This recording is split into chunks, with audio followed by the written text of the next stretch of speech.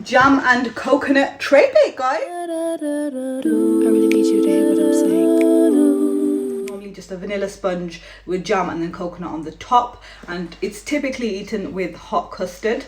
So we're going to start by greasing our tin. Now I am using a foil tray. It's about roughly 10 inches in length and about 6 to 7 inches in width, okay? And you just need to lightly grease your tin. Now if you're using a cake tin, then you also want to line the bottom of your tin as well with some baking paper. But if you're using a foil tray, you don't need to line it. You can also use a glass dish as well. You don't need to line the glass dish, you can just grease that as well. Okay, so let's grease away. So we are all greased and we're going to put that to the side. And now we're going to preheat our oven. So for this tray bake, we're going to bake it again at a low temperature because we want it to bake fairly flat. It will dome up slightly, but not too much. And when you take it out of the oven, then it will flatten slightly the dome on top, okay? We're going to preheat our ovens. 150 fan, 170 if you don't have a fan, and gas mark 3, okay? So let's move on to the cake batter now. Now this cake method is a little bit different to your normal creaming method, okay? The most traditional way is the creaming method, where you cream your butter and your sugar together to make it nice and aerated, and that gives you a nice and fluffy sponge. But this is a different method where it requires almost half the fat, okay, and it's called the crumbing method. So I'm going to teach you that method today. It's a lot easier, I think, to do than the creaming method and less likely to go wrong. So I am teaching you this method today, and it makes your cake nice and fluffy as well. So you want to get yourself a large bowl and a scale. As usual, I use an electric scale because it just makes life a lot easier. Put your bowl on top of your scale and then put your large sieve directly on top of your bowl. Now we turn our scale on. Now this will ensure that our scale is on 0 when we're weighing in our ingredients. So if we turned our scale on first and then put our bowl and sieve on, we'd be weighing the bowl and sieve, and we don't want to do that. So we turn our scale on afterwards and make sure it's on 0 before we start weighing out our ingredients. The first ingredient I'm going to start off for this recipe is self-raising flour. I know it's weird to weigh out flour first rather than butter and sugar, but that is the way we're doing it. Trust the process, guys. Trust me, this method works, okay? So I have tried it and it works, okay? So trust me on this, okay? It's called the crumbing method. So we are going to start off with our self-raising flour first, okay? And we're using 300 grams of self-raising flour. So add it in slowly until you reach 300 grams. So that's 300 grams of self-raising flour. And then we're gonna sift our self-raising flour by gently tapping it on our hand into the bowl, okay? I'm going to press the 0 button or the tare button on my scale. Make sure it's back on 0. I'm going to weigh in my sugar, okay? 280 grams of just regular white granulated sugar, 280 grams. So again, slowly put that in until you reach 280 grams. If you're not confident weighing it into the same bowl, don't worry, you can just weigh it out into a separate bowl and then put it in your main bowl, okay? The next ingredient we're going to weigh in is our margarine. So Stork makes great cakes because it has a high fat percentage. So again, you want to put your scale back onto 0. We need 170 grams, okay, of Stork or margarine. 170.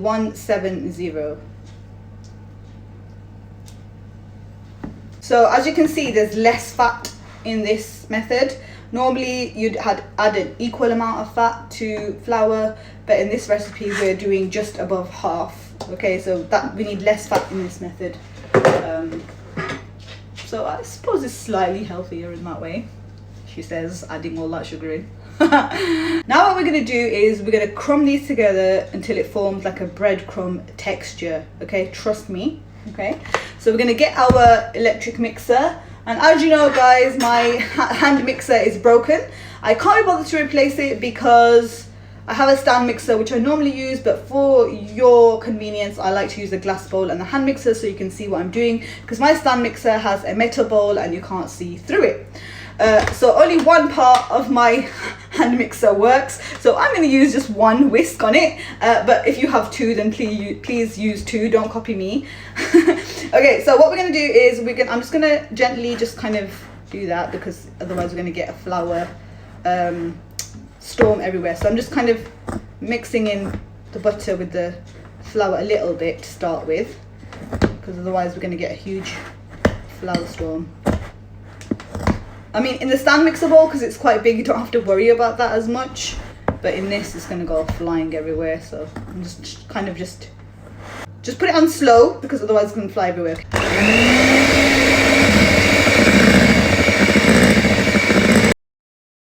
Okay, so it should look like this. Okay, so it should look like basically this, where it's like breadcrumbs. Okay guys, so once you're at that consistency, now we just need to go in with our eggs, our baking powder and our vanilla. We're just going to put them all in one go. Okay, so I'm using 5 medium eggs in this recipe. We're just going to put them all in at once. Okay, we don't need to add them in one by one. All the eggs are going in at once, so just crack them in.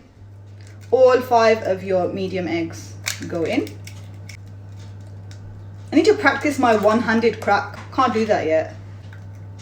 I've never tried, to be fair. I don't know, how would you do it? Should I try it? Should I attempt it on live camera? I don't even know what motion I'm supposed to be making. Oh my god, I did it! I thought I was gonna get a shell in there. But look guys, I did it. Oh my gosh, I'm so proud of myself. I'm not gonna do that again though, just in case I embarrass myself the second time around. So we've got our 5 eggs cracked into there, 5 medium eggs. We're going to go in with our vanilla, 2 teaspoons of vanilla extract. It's quite a big cake, so you want a nice strong vanilla flavor. We're going to go in with our baking powder. Okay, so baking powder, not baking soda, they are 2 different things. So baking powder, you want 1.5 teaspoons. So 1 full one and then half of another one. Okay. Okay, so now we are going to mix this in until it's mostly mixing. Okay. So we don't want to overwork the flour, so we are mixing it until it's mixed in mostly, so when you can see all the ingredients are incorporated. Okay, so about 30 seconds probably until it looks like this. So all the ingredients have come together now, they're incorporated. It looks quite thick. And now we're going to add in our milk finally, and then we give it one final mix. Now make sure your milk is room temperature, okay, because if your milk is cold, it's going to stiffen up your butter in there and it's going to curdle your mixture. So you want to make sure your milk is room temperature, and it's 100 milliliters of milk. I've already weighed mine out. So what you want to do normally, if you're going to measure your milk out, is obviously use your scale, put your glass onto your scale, pour your milk in. I weighed out 100 milliliters earlier because I wanted to take it out and put it out at room temperature. So that is why I have it weighed out already. So it's 100 milliliters of milk, okay, and that's going in, all of it. And then we are going to mix it until everything is nice and smooth, okay? I'm going to stop at this point. It's not fully mixed in yet, but I'm just going to scrape down the sides of my bowl just to ensure that everything is incorporated well. So just literally use your spatula and scrape down all the sides of your bowl to ensure that everything is incorporated in, okay?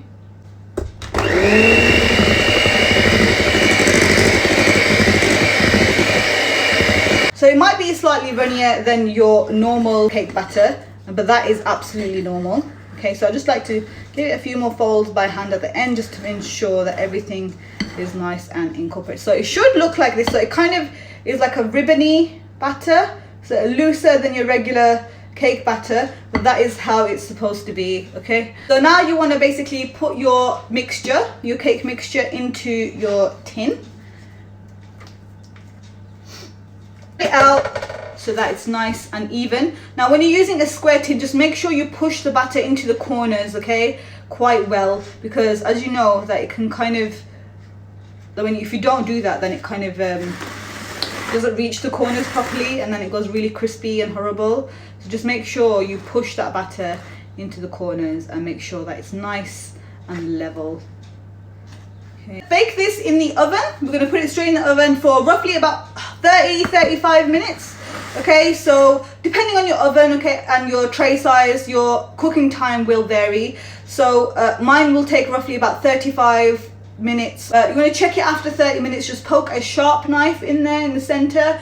If it comes out clean, that means your cake is done. If it hasn't, then put it back in for another 5 minutes and just check it after every 5 minutes just to make sure that you don't over bake it, okay? So what I'm going to do is I'm going to take out some of the jam into a small bowl, and we're going to basically loosen the jam up, because if we try and spread it on just like this, it's too stiff and it'll be difficult to spread onto the cake, and you might end up tearing your cake, which you don't want to do. And you're going to need roughly about, I'd say about 200 grams, but just eyeball it, the amount of jam that you need. You can put more or less, it's up to you. I'm just going to take some out. So as you can see, it's quite thick.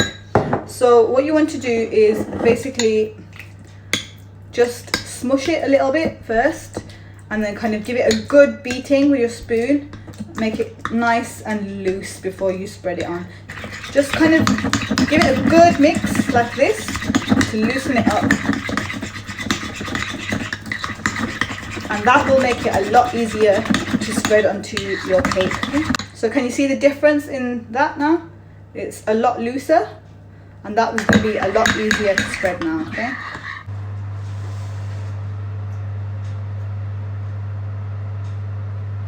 Okay, perfect. It looks like it's good. So I'm taking it out. Alright, so this is what so it has slightly domed. Don't worry, as it cools, that dome will reduce a little bit. It won't go completely flat, but it will reduce a little bit. So what we're going to do is we are going to spread our loosened jam onto the warm sponge, okay? So you don't have to do it straight out of the oven. Let it cool down a little bit. So let the dome kind of go down a little bit first before you do this. But for the sake of showing you guys right now, I'm going to put my jam on. And I'm going to spread it on. So you want to make sure the cake is still warm when you do this. It's a lot easier to spread your jam. So when you're making the normal cake, I would say don't spread it on when it's warm, because you don't want your jam to be runny and your layers to slide. But for this, because it's a tray bake and we're not putting anything else on top, so that's absolutely fine to put it on while it's warm. And it just makes it a lot easier to spread out as well, okay? So you can just use the back of your spoon, or you can use a angled palette knife like this one. If you don't have this, just use the back of your spoon, absolutely fine. So you just basically just spread an even layer of your jam, okay, all over your sponge.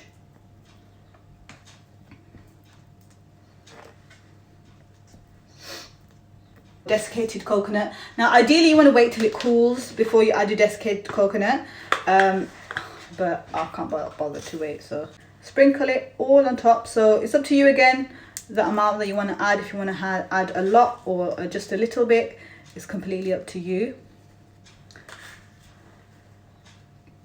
Right, so I'm actually going to cut a slice out of this and show you what it looks like. Even though it's super hot, it's super fluffy. Look at that, guys. Oh, the texture of that cake is just insane. So fluffy. Look at this. Oh my God. I'm gonna eat this hot, even though it's like boiling hot. Oh my God. This cake and hot custard, guys, you're gonna love it. So thank you so much for joining me. I hope you enjoyed yourselves. That's it, guys. Take care of yourselves, take care of your families. Assalamu alaikum wa rahmatullahi wa barakatuhu. Bye.